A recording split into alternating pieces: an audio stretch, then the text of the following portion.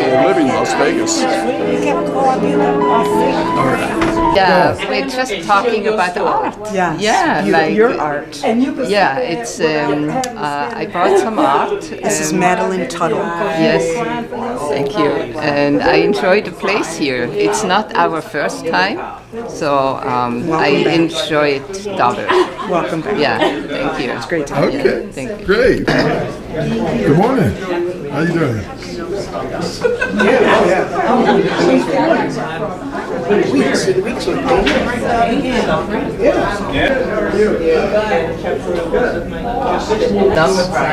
Wow. This is my husband Tom. This is Will and Madeline. It's a great good morning and I'm so happy to be home. I now quiet my self-talk and recognize my Creator as being all there is. And then I establish myself in the truth of my being. And then I begin by affirming that I have within me all that I need. In the intimacy of this moment, I let go any negativity or fear and center myself in divine love and compassion. So let us now center ourselves together by gently lowering or closing our eyes to just go within and be silent as we dwell in the light of love and connect with our most knowing and inner being.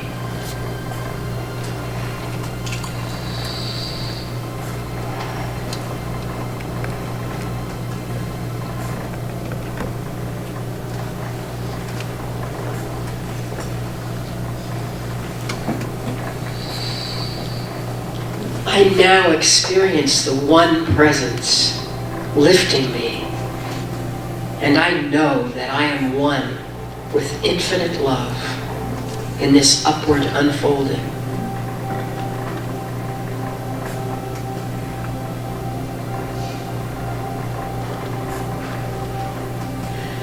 I sense the indwelling light of Christ moving within me, and I behold the same light in others.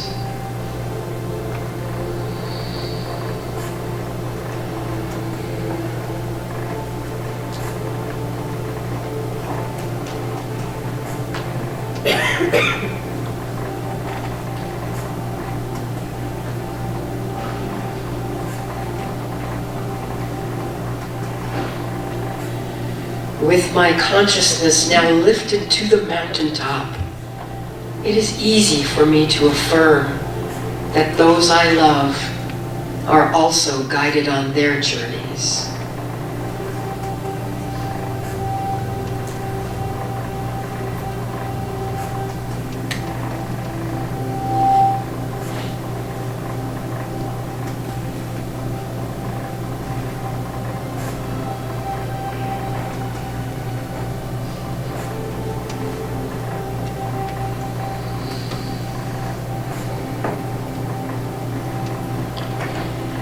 Now, as we bring our attention back to this space, let us remember, whenever I am established in the truth of who I am, meaning I am spirit having a human experience, I naturally take joy in knowing the truth of spirit's expression through each and every soul. Namaste. Thank you, Kitty. Good morning. Good morning. What a beautiful day. Gorgeous day.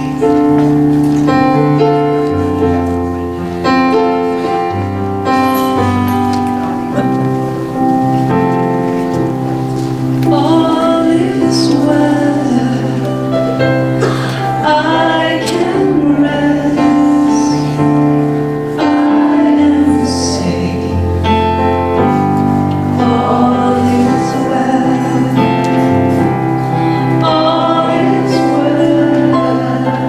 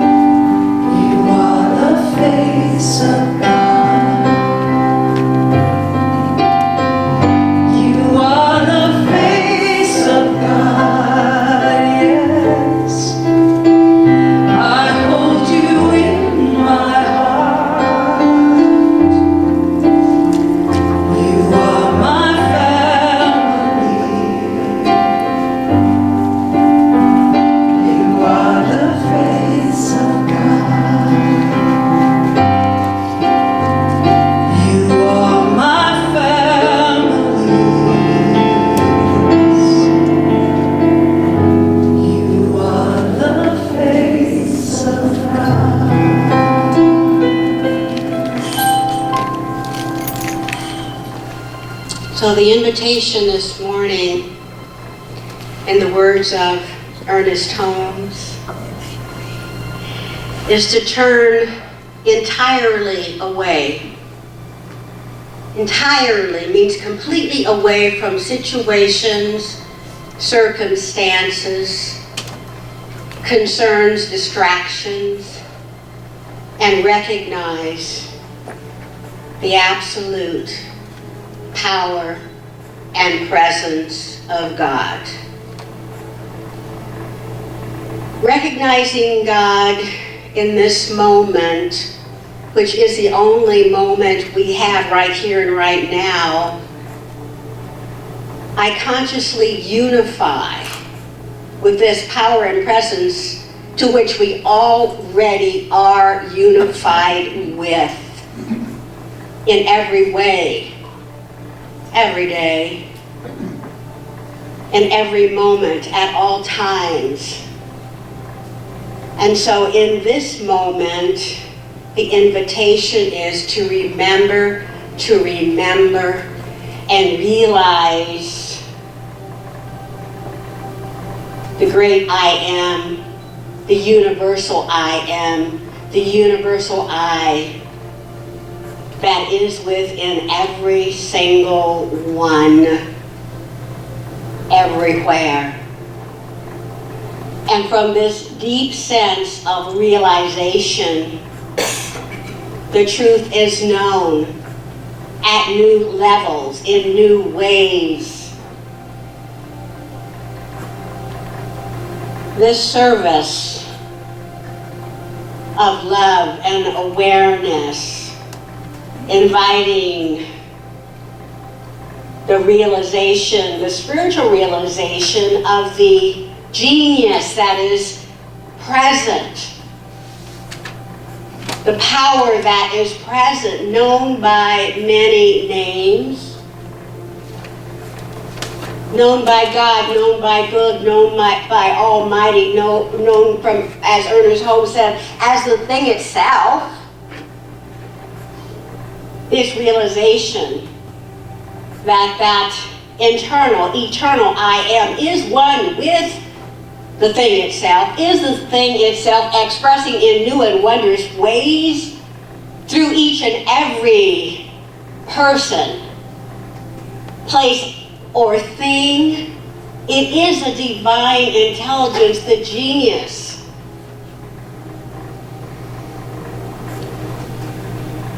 And I am hearing yes. I am hearing agreement. I am hearing realization of the divine wisdom, prosperity, love, light, compassion, prosperity, and love that uplifts all things, that makes all things renewed, returned to its original magnificence. And from this place of divine realization, I just celebrate life. I celebrate truth. I celebrate honor, compassion, love, all the virtues that are already the kingdom, the genius within. And for this and so much more, I know that this service is blessed, richly blessed and prospered in new and magnificent ways. That the words of wisdom that are being evoked through our guest speaker today, through our musicians, through our ministers, is celebrated and received at deeper levels of magnificence. And for this and so much more, I say thank you. Thank you, thank you. And I release this word as a law unto which I have sent it. As a law which I have proclaimed and accepted on behalf of this congregation and anyone, anywhere in harmony with this word.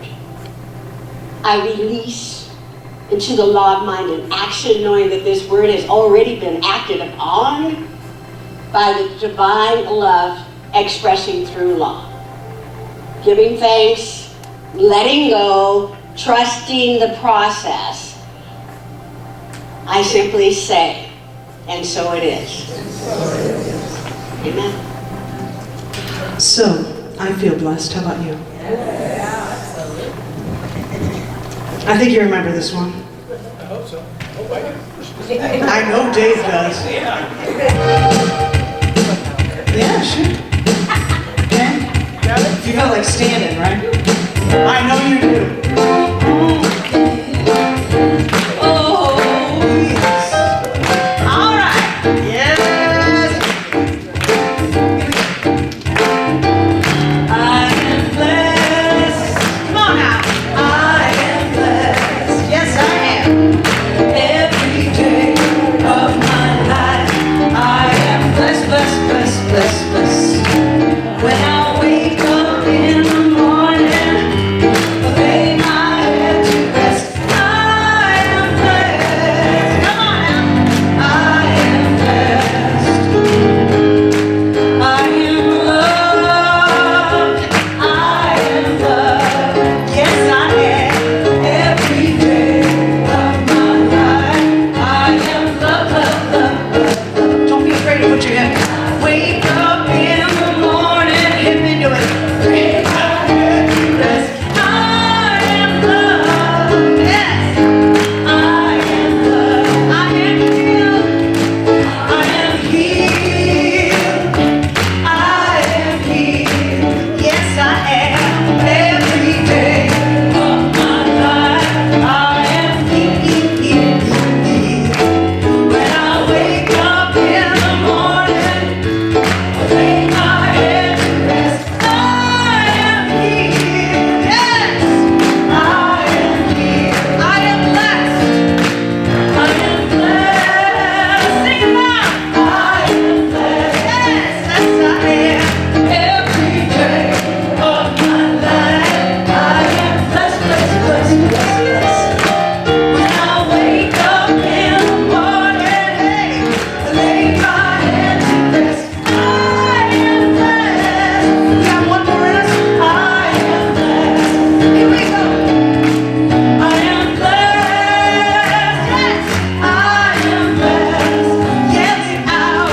Every day of my life, I am blessed, blessed, blessed, blessed, blessed. When I wake up in the morning, lay my head to rest, I am blessed. Yes, I am blessed. Oh, I am blessed. I am blessed. Yes, I am blessed. Oh, we are blessed. I am blessed. Yes, I am blessed. Oh, we're so blessed. Dave and Patty. Thank you. While you're on standing, if it's comfortable for you, please put your hand over your heart and say with me something. God bless America. And the rest of the world. You turn to a neighbor and greet them. I love you so much.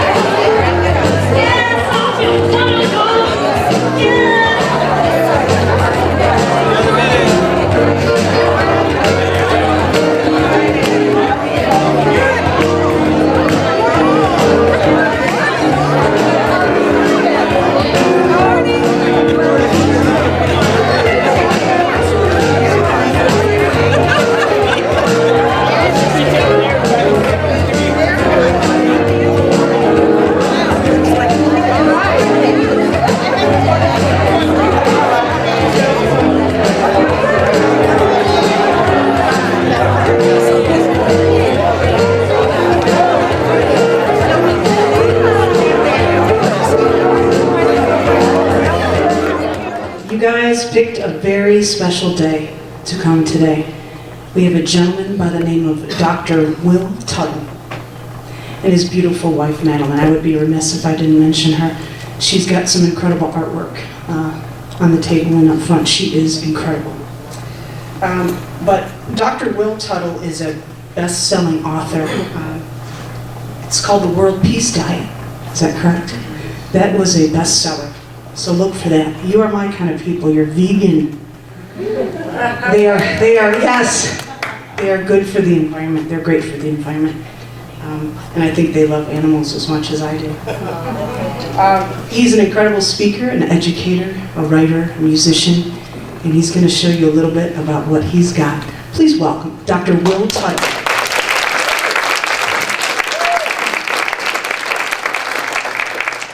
Thank you.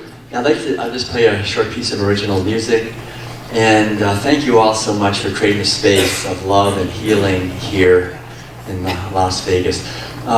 This is a piece called Benediction of Light, and I'd like to dedicate it to the healing of all of our relations and creating a field of consciousness that radiates our planet, a field of compassion and kindness and peace and awareness and love.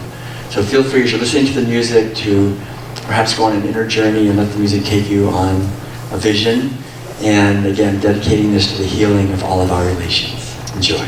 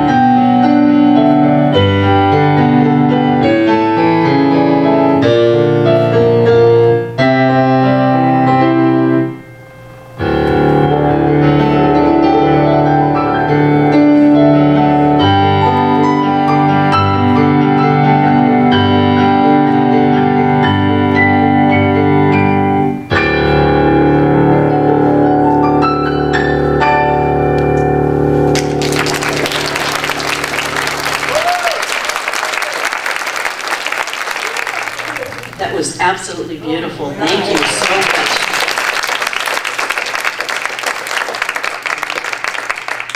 Normally, this isn't going to happen again, because normally after you've been here, you've spoken, and your family already, but I don't introduce you again. But because it's been a while, we thought that I would introduce you. Dr. Will Tuttle. When was the last time you were here? 2013? It was about 4 years ago. Yeah. I remember, I was in a fog. I was just coming out of ministerial school. So I was in a little bit of a fog. So I'm still in a fog. It's so different. So just let me read you a little bit of Dr. Tuttle's bio. Dr. Tuttle is a composer, a pianist, obviously, an educator, and author of the best-selling book, The World Peace Diet, devoted to providing uplifting and healing original music, and to helping people awaken their inner wisdom and genius. I think you're in the right place. He's presented lectures, concerts, and workshops throughout North America and worldwide. He has a PhD in education from Berkeley, focusing on educating intuition. He's taught college courses in philosophy, humanities, mythology, creativity, and comparative religion. A Zen priest and Dharma master in the Korean Zen tradition. Is currently conducting a music, art, and education ministry with his wife, Madeline, a visionary artist from Switzerland. He's traveled and has provided lectures, concerts, and workshops, inspiring art prints, cards, and books, as well as CDs of original piano music. And I bet we can buy some right in the hallway right there, I'm thinking, after service. So if you would, please welcome Dr. Will Tuttle. Thank you again, all of you, for creating the space of love that we have here this morning. And it's great to be back after a few years away. Madeline and I have been enjoying many adventures in the meantime, and I'd like to share a few of those with you. As you know, the title of the talk this morning is Awakening Your Inner Genius. And the basic idea underlying this whole idea of awakening our inner genius is that our genius is already within. And in many ways, we live in a society where our natural capacities of creativity and intelligence and awareness and empathy are repressed. And it's only through creating communities like this one of healing and sanity, kindness and love, where we connect with the ancient wisdom traditions that are based on understanding the fundamental teachings of our true nature, that we can awaken out of a lot of the repression that goes on in our society. So I want to thank all of you, because I know if you found your way somehow through this door here and you're in this room, you're already questioning a lot of the official narrative in our society, which is so important, and creating a new one. And so Madeline and I, as we've been traveling, we've been very fortunate for the last, I'd say, we're actually having our 25th wedding anniversary in just very soon, in a couple of weeks. So. Madeline's the artist of this painting and many more. We met in Switzerland many years ago, and we've been traveling to New Thought churches now for 25 years. And it's really an honor to be part of a movement that I think is based on radical inclusion. You know, this idea of not only that we include all human beings and all living beings within the sphere of our kindness and concern, but we're also including all of the teachings of wisdom from the different traditions as they bless us. And for me, as we heard earlier, I used to teach college courses in comparative religion. I've always been fascinated by the wisdom traditions of not only the monotheistic traditions like the Sufi tradition, Christian and Kabbalistic tradition, but also the traditions from China and India.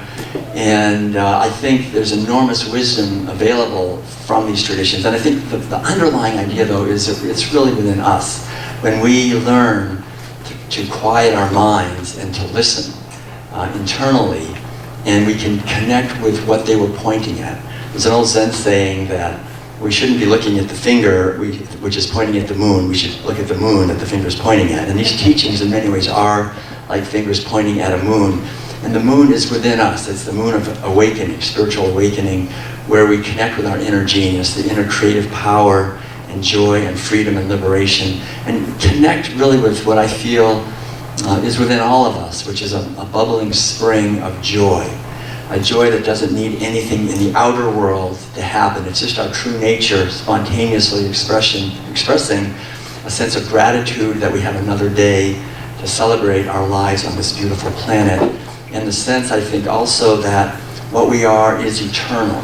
We're not a thing, an object. This is part of the official narrative in our society, is that what we are as human beings is that we're an object. We were born and we will die. We're a thing. We have a name and we have a form. And because we're just an object that was born and will die, then we're vulnerable. We have to take care of ourselves. We have to protect ourselves. We have to compete with others to get what we want. And this whole thing, in the Buddhist tradition, this is referred to as samsara. Samsara is the word that means illusion or delusion.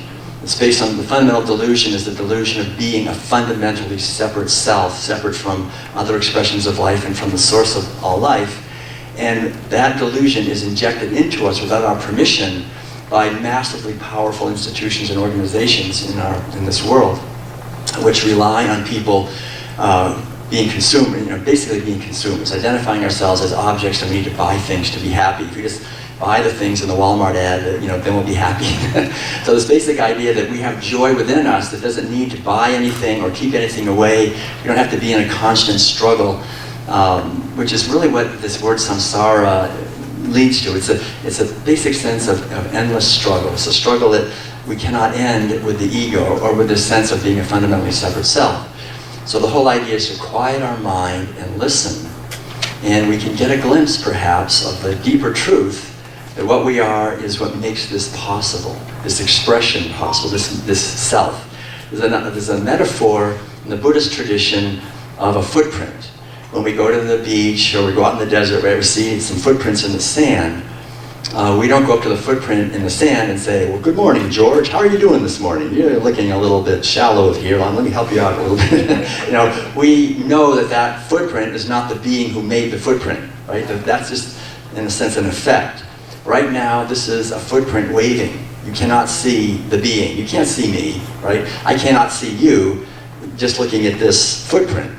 And so the whole idea with healing is to stop identifying with the footprint. We're taught to do that. We're taught to identify with this three-dimensional expression. To identify and connect with the source of that, which is eternal, indivisible, and of the nature of love and awareness and creativity and joy and abundance and compassion and kindness, tenderness and mercy, and utter liberation. And when we get a glimpse of that in ourselves, by quieting the internal dialogue that's continually reinforcing this story that I'm a separate self, and we get a sense of that in ourselves, then we can see it in others. And we look beyond the outer form of perhaps they have some challenge and so forth. We see the life that is eternal. We become healers automatically without trying to heal because we see the truth. And we become healers of situations and become healers that are so desperately needed on our planet today, because there are, I think we all can feel it, powerful forces that would like to keep us in delusion, but there's far more powerful force, which is the truth that we are, an infinitely more powerful force. And this is our true nature, and it's growing every day. There's an awakening of humanity right now on this planet. We can feel it.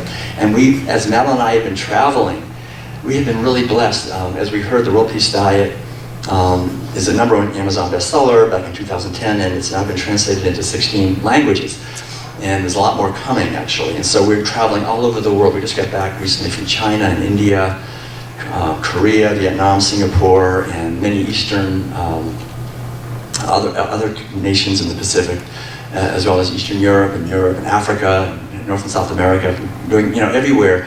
And we can see this beautiful unfoldment happening. You wouldn't know about it if you just read the newspapers or watch television, which focuses on the negativity for the most part. But there's a beautiful, positive, loving awakening that is happening in our relationships with each other, with nature, with animals, with the beautiful planet. How many of you have noticed by now that the earth is beautiful? Anybody notice that yet? Okay.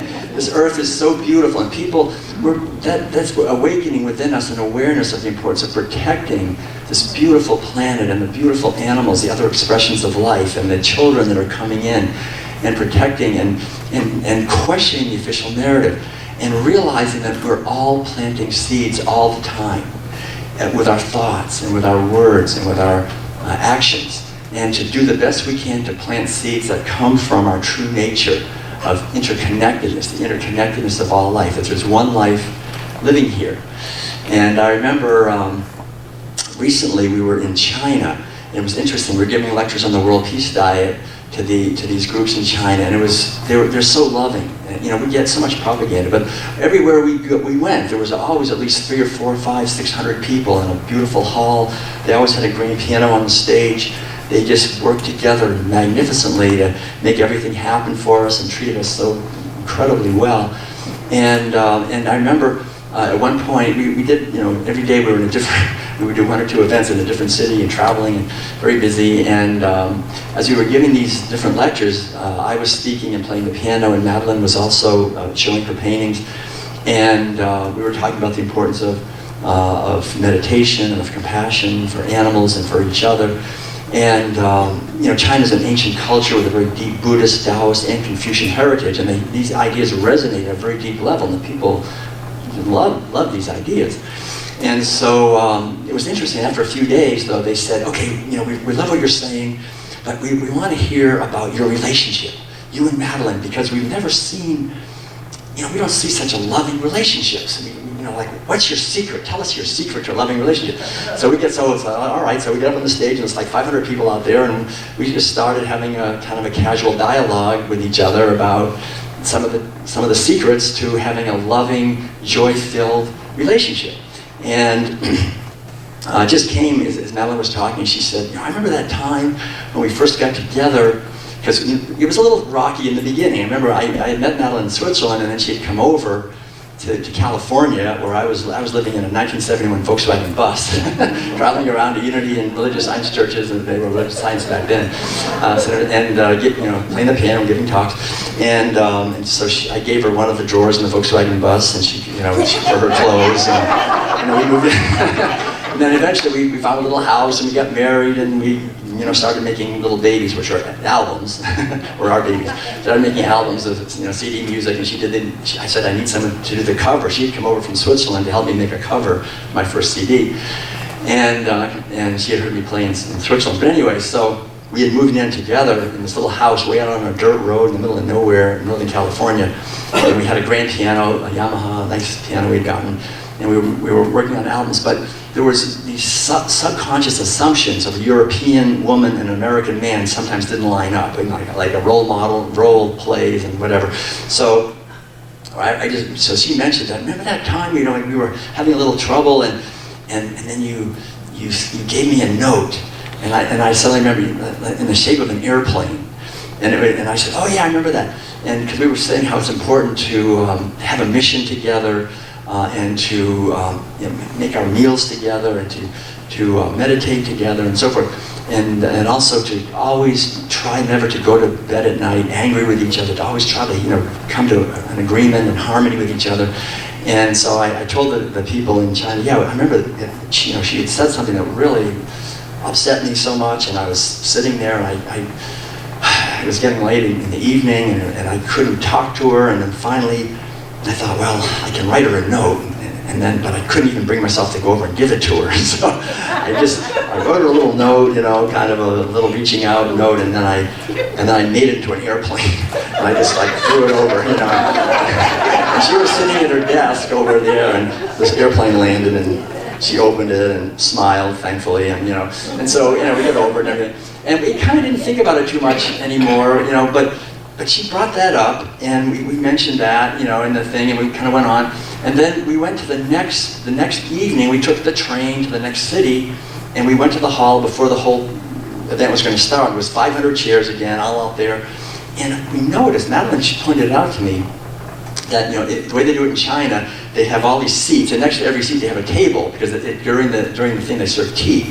So on every table, they had put a folded paper airplane. 500 of them, I couldn't believe it. They had told the people in the next city this story somehow.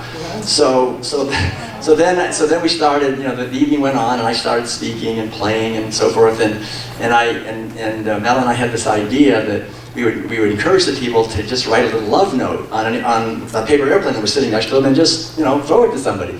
And so all pandemonium broke loose after that. 500 people are throwing these paper airplanes, and of course you throw it that way and it goes that way. And so people are getting hit by these paper airplanes and picking them up and reading them and laughing. And there was that went on. And then at the very end they had this sort of grand finale where this whole Chinese chorus came out and sang some kind of song in Chinese to everybody, but then I didn't know they had a whole bag full of paper airplanes that they started throwing, Everybody was throwing, so it was this big sort of grand finale of the fireworks, of paper airplane fireworks. And, but it was so touching, I almost had tears, because I remember, this was literally 20 years later, on the other side of the world, that there I was in that little house, and out on a dirt road, feeling kind of low, thought, all right, I made a little paper airplane and I threw it. I planted a seed. There was a little bit of something.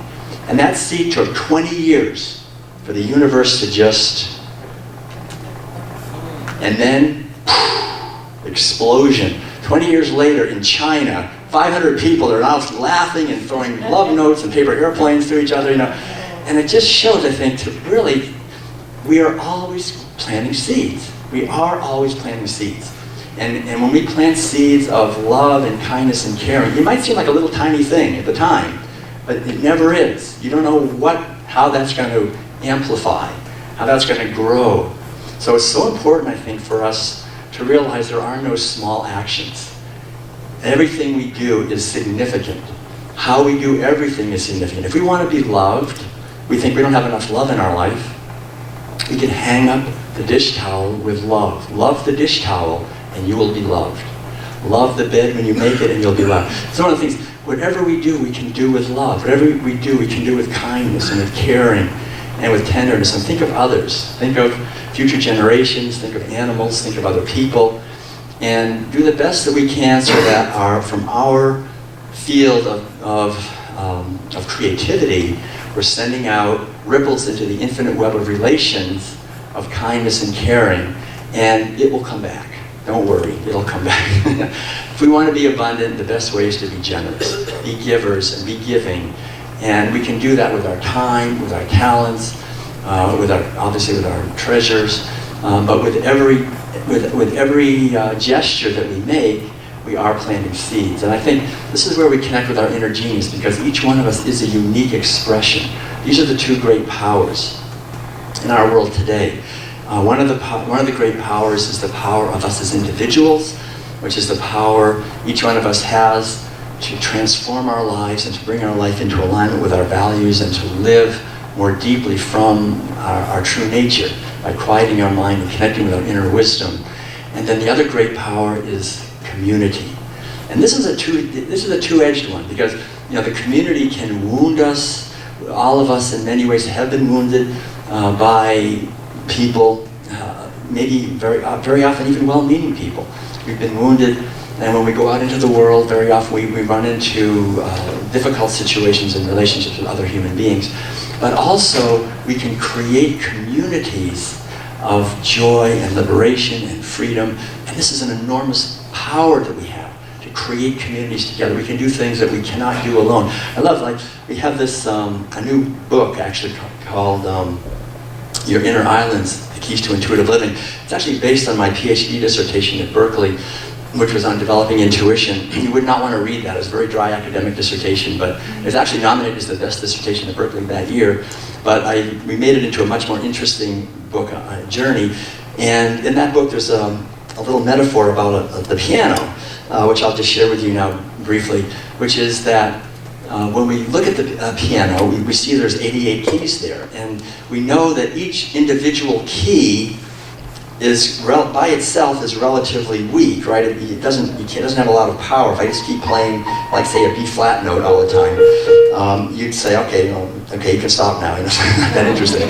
But the thing to understand is that if I'm playing the piano, or someone's playing the piano, and we're listening to this music unfolding, suddenly that B flat can just touch us so deeply. Oh my gosh, that beautiful note. What gives that note so much power that individual note so much power. It's really these two things, like I just said. It's that individual note is true to itself.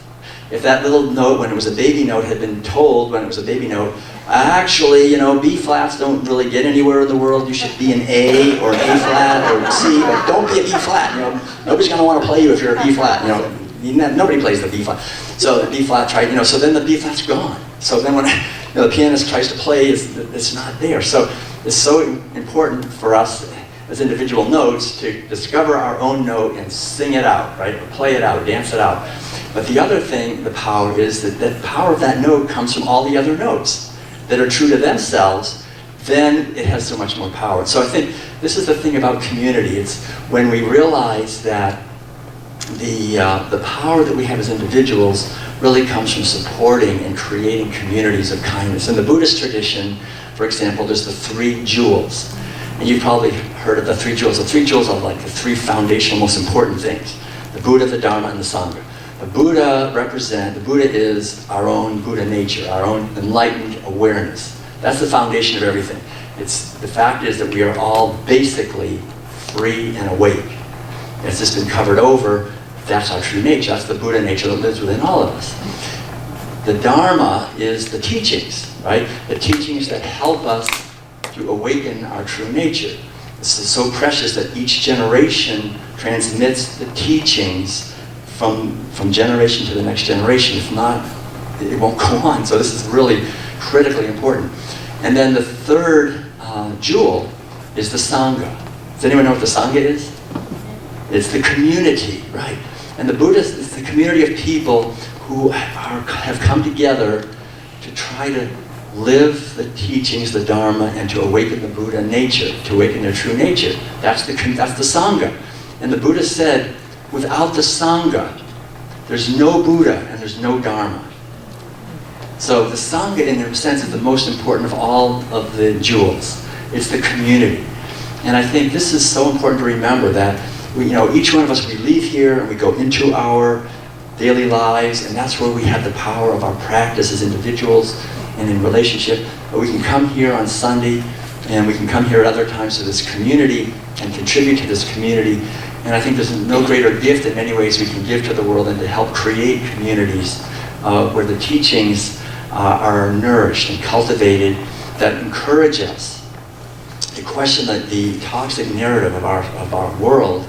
It's based on delusion and exploitation and oppression and domination of others, and to remember the truth that we are, of the ancient wisdom tradition, that we're all expressions of love and peace and joy and freedom and infinite creativity, and that our life is just so precious because it's transitory in a sense. Even though we're eternal, this life is transitory. And that's why we love flowers, because they express the beauty of the infinite creator, and they're not made out of just out of plastic. They're forever. They're actually just here for a little while. And I think we all know that in our bones, that our lives have beauty and poignancy and meaning because we just have some precious days here on this earth. And it goes by so quickly. That's one of the things I realized. One of the things that was kind of funny for me, in a way, was when I was a younger guy. I was in my early to mid-20s. I took a class in Chinese, actually, in Oakland, California, through the community college. And I remember the Chinese teacher said, if you ever go to China, you can't, if you try to tell the people anything, like you're an authority about something, and you're not at least 60 years old, they'll just laugh at you. You don't know anything until you're 60, if you're in China, because China is a society that honors the elders. So you have to be at least 60 to otherwise you're just wet behind the ears. You don't really know anything. You think you do, but you don't. And so it was so neat when I went to, and I remember it was funny because when I was that age, I thought 60. God, that's never going to happen to me. I mean, I'm never going to get that old. I mean, that's ridiculous. That'll never happen. That's too far away to even think about. And so when we went recently to China, it was like I could set up in front of everybody and say, now you have to listen to me because I am 60 years old. And they understood what I meant. But the point is, it went by like a flash. I read the other day they talked to the oldest living human being, apparently, one of the oldest or the oldest woman. She's like 118 years old. And they said, what's it like being 118 years old? She said, it sure went by awful fast. It goes by so quickly. So every day is a precious opportunity that we have to grow and to learn and to share and to connect with something beyond the shallow surface, the deeper connection with our true nature, and to help bring this, to help to feed the Sangha, the Dharma, our own true nature, to question the delusion of separateness, and to realize that all of us, it's true, all of us are going to be at that point where we leave our body and say goodbye, and we will look back on our life and we will feel a sense of gratitude and happiness that we, during our time here, we were able to contribute and be part of the solution to the problems here, rather than just being part of the problem. We were able to be part of the solution, be able to raise awareness, to be loving, especially to those who are vulnerable and who have no voice. And I think as we do that, we create a field that we can bring into the future, and we open up a doorway, actually, a beautiful doorway that leads to a path that has another doorway, and that doorway is a positive future that is beckoning to us and that is absolutely available. Somehow we have this idea, I think, that there's something wrong with the earth. There's not enough food to go around, or there's not enough houses for everybody.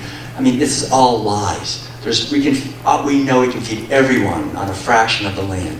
We can house everyone. There's plenty for everyone. This earth is not only beautiful, as you've all noticed, it's abundant. It's enormously abundant.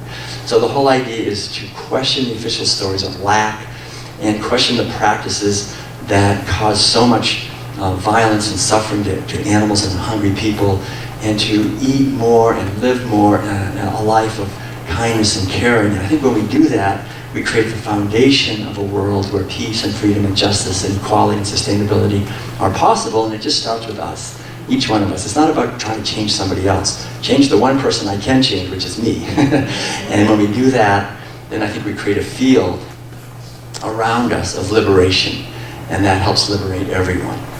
So I want to, again, thank all of you, because, as I said, I know if you found your way through the door, you're already making an effort, a very serious effort, which is beautiful, to question the official stories that in many ways have been injected into us by the corporations and the government and the education and the religion, not this religion, but the other religions, and to question all that, and to really honor the little spark, the little flame within that sees the beauty that is available and is possible, and sees that in others and in ourselves, and keep feeding that little flame and keep lighting each other's candles and spreading that flame and spreading that light. And as we do that together, we are definitely helping to transform our world in a positive way. So much love to you all. Thank you so much.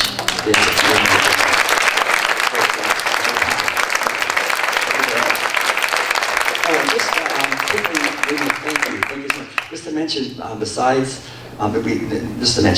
we have this book, The World Peace Diet, which, as I said, has been translated, and then the new one, Your Inner Islands on Developing Intuition, and we have this brand new one that just came out like a couple of weeks ago called Bursting Light, which is, it's so hard for me to, maybe you can show. I have to hold the microphone. But this has got sheet music for many pieces of music that I've played, and also 25 paintings by Madeline. So if you can read music and you want to play what I'm playing, you can just buy the book. People have asked us to do that for like 25 years, and I finally did it. We have sheet music to 15 pieces. So I'll play, that was Benediction of Light. I'll just close with a final piece of music, and this is a piece called Dance for the Arctic Moon. I mentioned the moon earlier, and this is also actually in the book. The moon represents spiritual enlightenment or awakening, typically cross-culturally, and the Arctic, which is the north of the four directions. The direction of the north in many indigenous traditions represents the direction of going within, or turning our attention within and listening. So this is Dance for the Arctic Moon. Enjoy.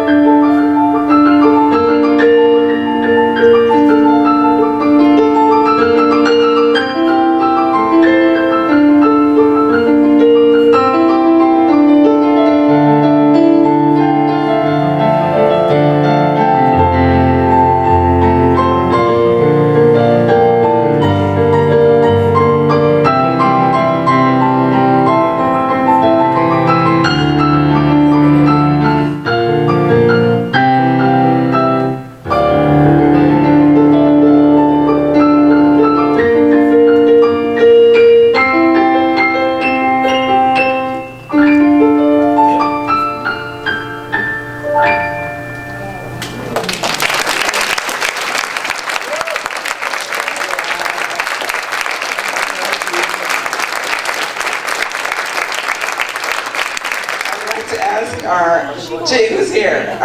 Any visiting ministers or practitioners to please come forward? I'd like to ask our minister prayer team to please come forward. Well, yeah. No, you're not visiting.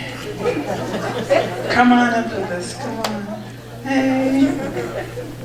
Thank you for being here. Please remember that our practitioners are here for you. If not today, their numbers are out there and they're on the back of your program actually, if you would like to arrange a session with any one of them. If you would please stand and connect. So as we go forth from this beautiful space of love and healing and awareness into our week, we give thanks for the creativity and genius within us, for the Buddha nature, the Dharma, and for the Sangha, the community that we're part of. And we look forward to endless, infinite possibilities unfolding for the blessing of us and our children and our world. And we give thanks, knowing that there's only one power and one presence, infinite love. That is the source of this community. And so it is. So it is.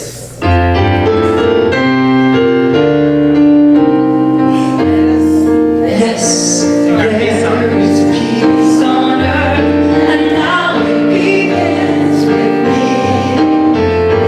Yes, there is peace on earth, a peace that was meant to be. With God as our power, loved ones all are we.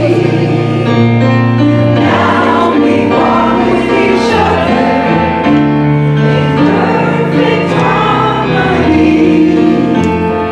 Yes, peace begins with me. Let this be the moment now. With every breath I take, let this be my joyous vow. To take each moment and live each moment in peace eternally. Yes, there is peace on earth, and now it begins with me. Repeat after me. Something wonderful is happening to me right now. Something wonderful is happening to me right now. I know this in my mind. I know this in my mind. I feel it in my body. I